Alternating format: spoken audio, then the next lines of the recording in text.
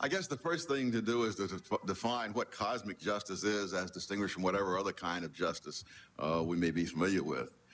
Traditional justice, I guess we can summarize, at least in the American tradition, as applying the same rules and the same standards to everybody. Cosmic justice is very different. It means equalizing the prospects of everybody. And those two things are not only different in concept, they are wholly incompatible with one another.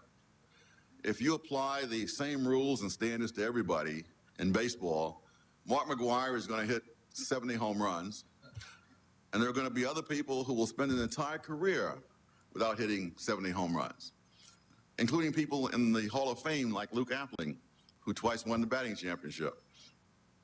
So if you want the one thing or the other, you can go for it. But the one thing you cannot do is pursue the two things simultaneously. Or rather, you cannot successfully do that. The Supreme Court has been pursuing the two things simultaneously for quite a while, leading to a lot of 5-4 decisions and inconsistent decisions. The requirements for the two kinds of justice are very different. The requirement for treating everyone the same is very simple. It's mass-produced. The requirements for cosmic justice must be handmade and tailored to each individual case. It's much more complex, and it requires a much larger amount of government power. Some third party must intervene to determine whether the outcomes are right, whether the prospects are right. The very same words have entirely different meanings within these two frameworks. In fact, as I mentioned in the preface to the book, what really set me off a few years ago to finish it up was a discussion with one of my colleagues at Stanford University, who shall be anonymous in deference to the libel laws, who talked about a level playing field. And it became painfully clear that what he called the level playing field is what I would have called a tilted playing field, tilted so as to produce the results that he wanted. When we talk about a fair fight, that means very different things within these two frameworks. A fair fight by traditional standards means that both boxers observe the Marquis of Queensberry rules, and the fight is fair whether it ends up in a draw or a one-sided beating. From the other point of view, from the cosmic perspective, it's fair only when the two fighters enter the ring with the same prospects of winning. John Rawls has sort of summarized and epitomized these two differences. He distinguishes what he calls fair equality of opportunity from merely formal equality of opportunity. Traditional justice or fairness by Rawls' standards means simply that people are judged by the same rules. But genuine equality of opportunity, as he calls it, cannot be achieved by this method. Instead, he says, undeserved inequalities call for redress. And obviously, someone must have power in order to do that redress. Now, what I call cosmic justice has been called by some people social justice. But I think they're unduly modest, because they're trying to correct not only the inequities that they see in society, they're trying to correct the oversights of God or the defects of the cosmos. When some people are born with physical or mental handicaps, they want to counterbalance that. And of course, that's not always caused by society. So that when Rawls says that undeserved inequalities, he includes all sorts of things. And that opens up a very large area for others. You can find this perspective on justice, the Rawlsian perspective, in many places, from the street corner community activist right up to the chambers of the Supreme Court. For example, a few years ago, an admissions director at Stanford University wrote a book in which she pointed out that during all her years as an admissions director, she had never required students to submit achievement tests, because some of those students, she said, through no fault of their own, attended schools where they could not have acquired the skills necessary to do well on such tests. So she's trying to redress the inequalities, and therefore she would simply not require such tests. The Educational Testing Service is currently engaging in a renorming of test scores to take into account the social backgrounds and handicaps of the students so that the score will then, again, redress pre-existing inequalities rather than applying the same standards to everybody. Whenever I hear notions of fairness in education, I think back to my own education. And I think, thank God, my teachers were unfair to me when I was a kid growing up in Harlem. One of these teachers was a lady named Miss Simon, who belonged to what might be called the General Patton School of Education. I cannot even imagine that Miss Simon gave a moment's thought to my self-esteem. Every word that we misspelled in her class had to be written 50 times, not in class, but as part of our homework. And there was always plenty of other homework from her and other teachers. And so you misspelled 4 or 5 words, and you had quite an evening ahead of you. Very little chance of listening to the Lone Ranger. Now, was this fair in Rawlsian terms? And the answer is no. Like many of the children in Harlem at that time, I came from a home where nobody had gone beyond elementary school. I still remember what a big fuss was made when I was promoted to the 7th grade because I'd gone further than anyone else. In later years when I graduated from Harvard, there was no such fuss. They expected me to. But fairness was never an option. There was nothing Ms. Simon or anybody else could do about the fact that we came from homes where we did not have books and magazines, and we were not as familiar with those words as people from other neighborhoods might have been.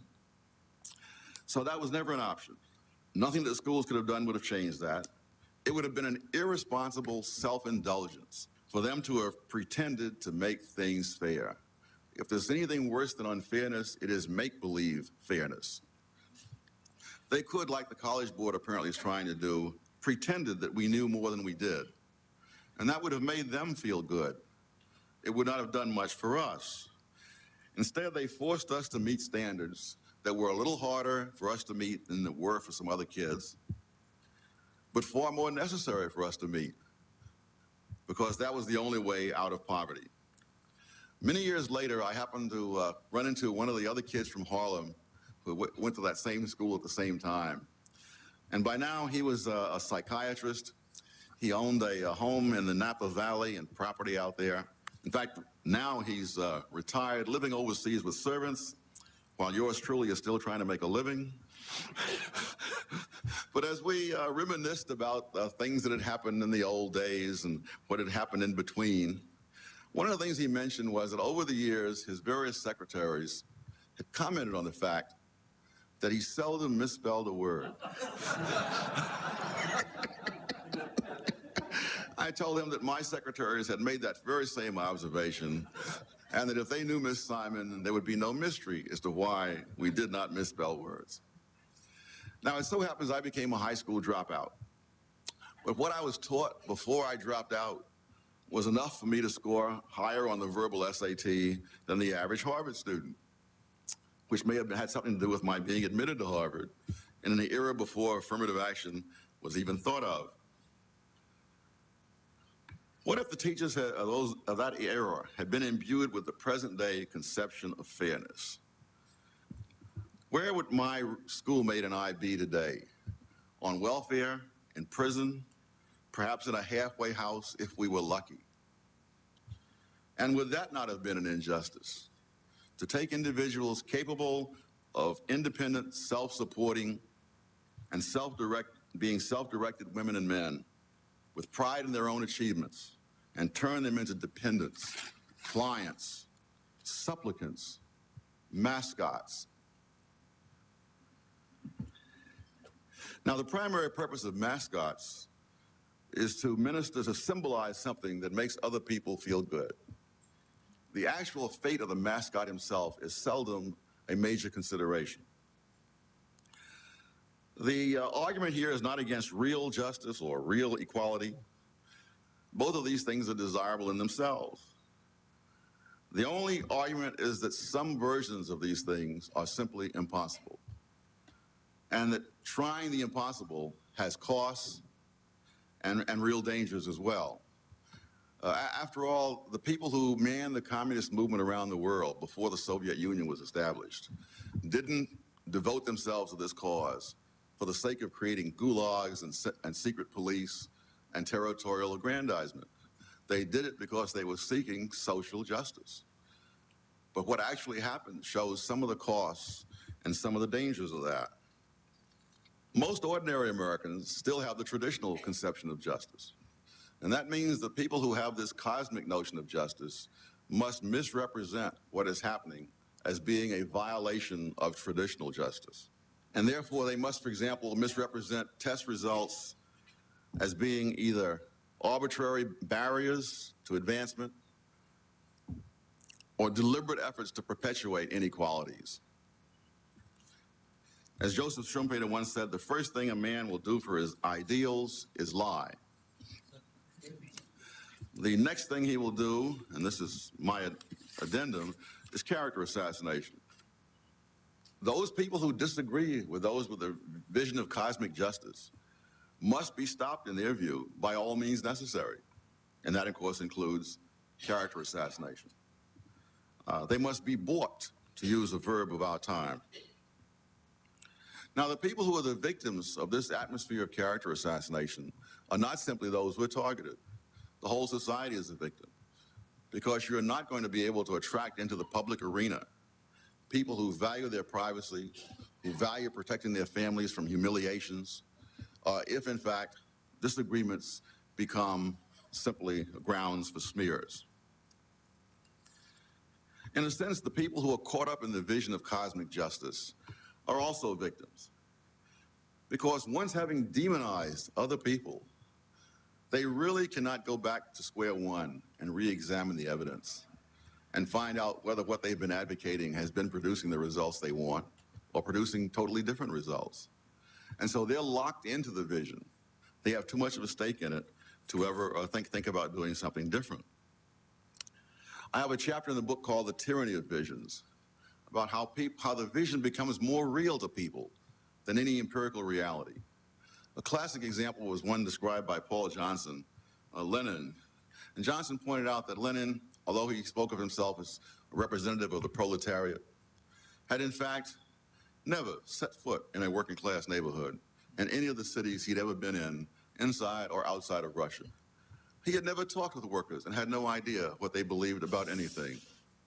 He also, after becoming the ruler of Russia, never set foot in Soviet Central Asia, which is an area larger than all of Western Europe, and in which all these doctrinaire schemes from Moscow were imposed for nearly 3/4 of a century, with devastating results. What he was devoted to was the vision, not flesh and blood people. Flesh and blood people were a complication on the road to realizing the vision. And as it turned out, if he had to kill a few million of those, that was just so much too bad. And of course, we've seen Hitler, Mao, and others with the same approach. Now, fortunately, we have thus far in this country had much more milder versions of this. But you can see also this notion of looking for visions and the abstractions that go with those visions, rather than with flesh and blood people. The vision of cosmic justice is very beneficial to the people who hold it, even if it's not beneficial to those whom it's intended to benefit. And I think that's one of the reasons that people are so reluctant to give it up, because they feel wonderful. I'm sure that if we had had the kinds of teachers that we have today, and they had lowered the standards to all of us as we were coming through the school, and we all ended up going out into the world foredoomed to failure, those teachers would have felt wonderful about themselves. Because they say, hey, we're not leaning on these poor kids. We're taking into account that they come from backgrounds that are deprived. I mean, and particularly in education, this is devastating, because it's been shown again and again that in one generation, people can do remarkable things with a decent education. Jaime Escalante did this out in California with the Hispanic kids who scored so high on the calculus test that the Educational Testing Service could not believe it. So an awful lot can be done. Language, the same thing. The whole notion that you have to have bilingualism. Well, it's known from a lot of research that the child's brain is better able to assimilate languages in those first half dozen years than they will ever be able to do in later life. The brain itself metamorphoses. And if you don't learn a foreign language until you're 30, you're never going to speak it as well as if you'd learned it when you were 5. And so all these things can be done, but they're not going to be done as long as third parties think that the purpose of the educational system is to make them feel good about themselves.